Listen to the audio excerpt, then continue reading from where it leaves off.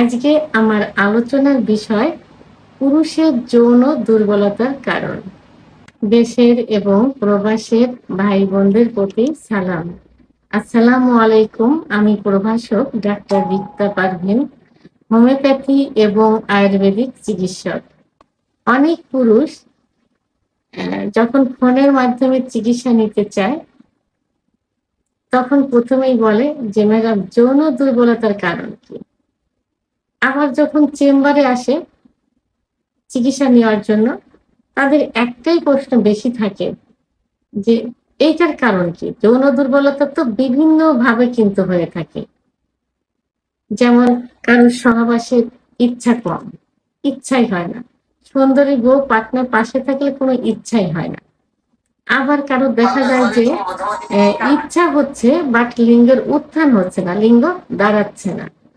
আবার কারোর এমন থাকে যে ইচ্ছা হয়, উত্থান হয়, সহবাসে গেলে সময় পায় না, ৩০-৪০ সেকেন্ডের মধ্যে বীর্যপাত হয়ে যায়। কারোর বীর্যপাত ছাড়াই লিঙ্গ নিস্তেজ হয়ে যায়, কারোর লিঙ্গের খর্বতা, এই বিভিন্ন যৌন দুর্বলতা কথা বলে থাকি। অর্থাৎ যে এক একটা এক একভাবে প্রকাশ পায়। আর সবগুলোই কিন্তু যৌন দুর্বলতার ভিতরে আসে। ইচ্ছা না হওয়া, উত্থান না হওয়া, সময় না হওয়া, লিঙ্গের খর্বতা সবকিছু যৌন দুর্বলতার একটা অংশ। তো এখন যদি কেউ এসে আসে যে তার উত্থান হয় না, সে এসে বলবে ম্যাডাম উত্থান কেন হয় না? সময় কেন হয় না? কি কারণে হয় না? তাদের প্রশ্ন এমন থাকে। তো প্রশ্ন অত্যাধিক পরিমাণ হওয়ার কারণে আমি আজকে ভিডিওতেই আসছি যে সবাই যাতে এটা জানতে পারে, বুঝতে পারে। কারণ আমার আমার থেকেও অনেক বড়, বড় মাপের ডাক্তাররাও এ বিষয়ে কিন্তু অনেক বলেছেন। আর ডাক্তাররা অনেক, আমি এটার আগেও একটা ভিডিওতে আমি দিয়েছি। তারপরেও কিন্তু বারবার একটাই প্রশ্ন থাকে। তো যাই হোক, যৌন দুর্বলতার প্রধান যে কারণ সেটা হলো ডিপ্রেশন, অর্থাৎ মানসিক দুশ্চিন্তা। আর এই মানসিক দুশ্চিন্তা কোথা থেকে আসে? হয় স্বামী স্ত্রীর মধ্যে সম্পর্কের অবনতি, অথবা চাকরি, ব্যবসা, বাণিজ্য, ফ্যামিলি, সামাজিক পরিবার, বিভিন্ন জায়গার বিভিন্ন সমস্যার কারণে সে ডিপ্রেশনে ভুগতে থাকে একটা পুরুষ। এই ডিপ্রেশনটাও কিন্তু যৌন দুর্বলতার প্রধান একটা কারণ। যৌন দুর্বলতার জন্য শারীরিক মানসিক উভয়ে কিন্তু দায়ী। তো অনেকের ধারণা যে যৌন দুর্বলতা আসে আ অতিরিক্ত হস্তমৈথুনের কারণে, অর্থাৎ হস্তমৈথুনের কারণে, অতিরিক্ত না। আসলে হস্তমৈথুন ইসলামের দৃষ্টিতে সম্পূর্ণ নিষিদ্ধ। কিন্তু মাসে ১-২ বার হস্তমৈথুন করলে মেডিকেল সায়েন্স অনুযায়ী যৌন দুর্বলতা আসে না। কিন্তু যখন অত্যাধিক পরিমাণ হয়ে যায় তখন যৌন দুর্বলতার জন্য কিছুটা সে দায়ী হয়। বিছানায় ঘর্ষণ দিয়ে বীর্যপাত করলে লিঙ্গে গোড়ার যে শিরাগুলো থাকে এই শিরাগুলো লুজ হয়ে যায়, অনেক সময় শিরা চিরেও যেতে পারে। এটাও ধীরে, ধীরে কিন্তু লিঙ্গের উত্থানজনিত সমস্যায় পরিণত হয়। আরেকটা সমকামিতা, অতিরিক্ত স্বপ্নদোষ। অতিরিক্ত স্বপ্নদোষ মানে একবার স্বপ্নদোষ হলে যে পরিমাণ বীর্য যায়, আ মা ৩-৪ বার সহবাস করলে সেই পরিমাণ বীর্য যায়। সেহেতু হস্তমৈথুন যদি স্বপ্নদোষ যদি অতিরিক্ত হয়ে থাকে তাহলে কিন্তু যৌন দুর্বলতার জন্য, লিঙ্গের খর্বতার জন্য অনেকাংশে দায়ী। আবার অতিরিক্ত যৌন মিলন। তো এই সবকিছু মিলে অ্যা যৌন অক্ষমতা আসে। কিন্তু যৌন অক্ষমতার মেইন যেটা দায়ী সেটা হলো পুরুষের হরমোন। পুরুষের যে হরমোন আছে যার উপর নির্ভর করে সেক্স লাইফটা চলে। যেমন একটা গাড়ির মেইন হলো ইঞ্জিন। ইঞ্জিন ছাড়া কিন্তু গাড়ি চলতে পারে না।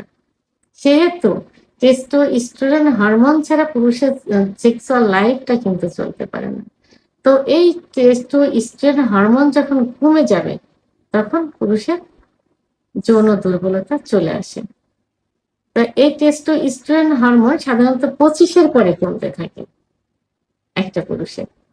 তো কারণ ২৫ এর আগে যে কারণগুলো বললাম, হস্তমৈথুন, বিছানায় ঘর্ষণ, স্বপ্নদোষ, এগুলো ২৫ এর আগে কিন্তু পুরুষের ভিতরে সবথেকে বেশি হয়।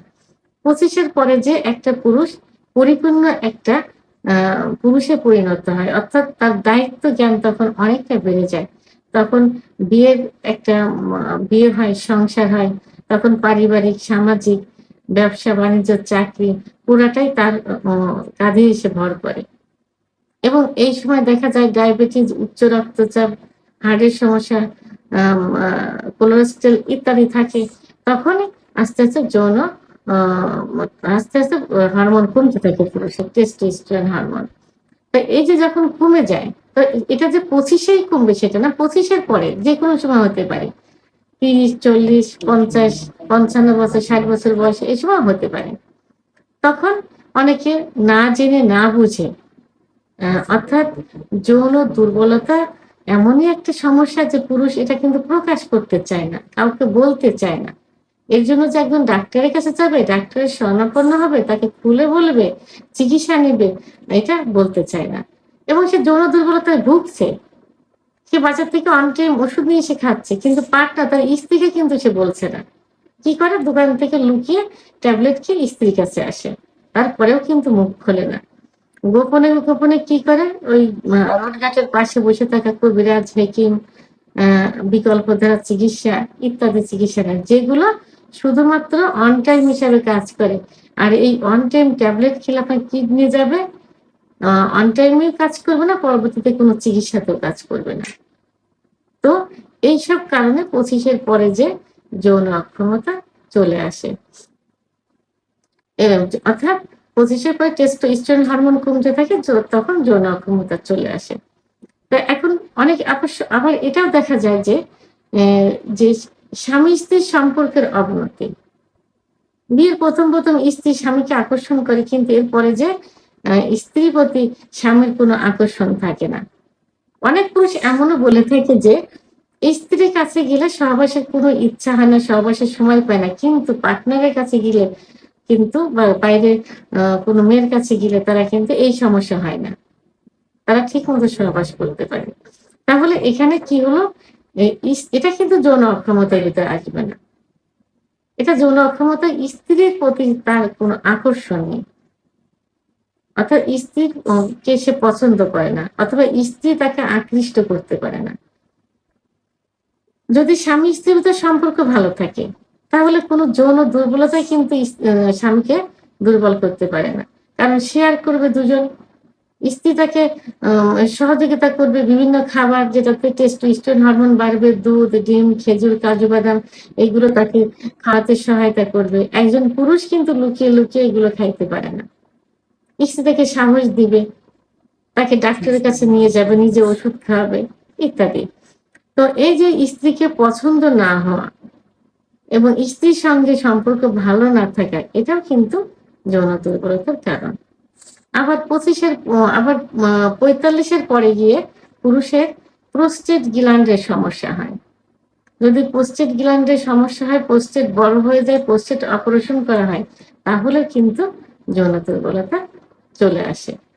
আবার উম রাত্রি জাগরণ, বিশ্রাম না নেওয়া, পরিমিত পরিমাণ পানি না খাওয়া, ভিটামিন ডির অভাব ইত্যাদির কারণে যৌন দুর্বলতা আসে। আবার অনেকের ধারণা যে ডায়াবেটিস হলেই যৌন দুর্বলতা চলে আসে। এটা কিন্তু একদম ভুল। ডায়াবেটিস হলেই যে যৌন দুর্বলতা আসবে এমন কোনো কথা নেই। ডায়াবেটিস যদি কন্ট্রোল থাকে, ডায়াবেটিসটা নিয়ন্ত্রিত জীবন, যেটা আমাদের মহানবী সাল্লাল্লাহু আলাইহি সাল্লাম জীবন আদর্শে ছিল। তার যে আ আ আ জীবনের আদর্শ সেটা অনুসরণ করলেই কিন্তু ডায়াবেটিসের হাত থেকে মুক্তি পাওয়া যায়। সেহেতু ডায়াবেটিস কোনো উম রোগ না, যদি সেটাকে নিয়ন্ত্রিত অবস্থায় রাখা যায়। যদি ডায়াবেটিস দেখা যায় যে ৬ মাস মতো কন্ট্রোল নেই, সেখানেও কিন্তু যৌন দুর্বলতা আসবে না। অনেক সময় দেখা যায় যে আ ৭০-৭৫ বয়সের বৃদ্ধ এসে বলছে যে তার যৌন দুর্বলতা নেই, কোনো সমস্যা নেই।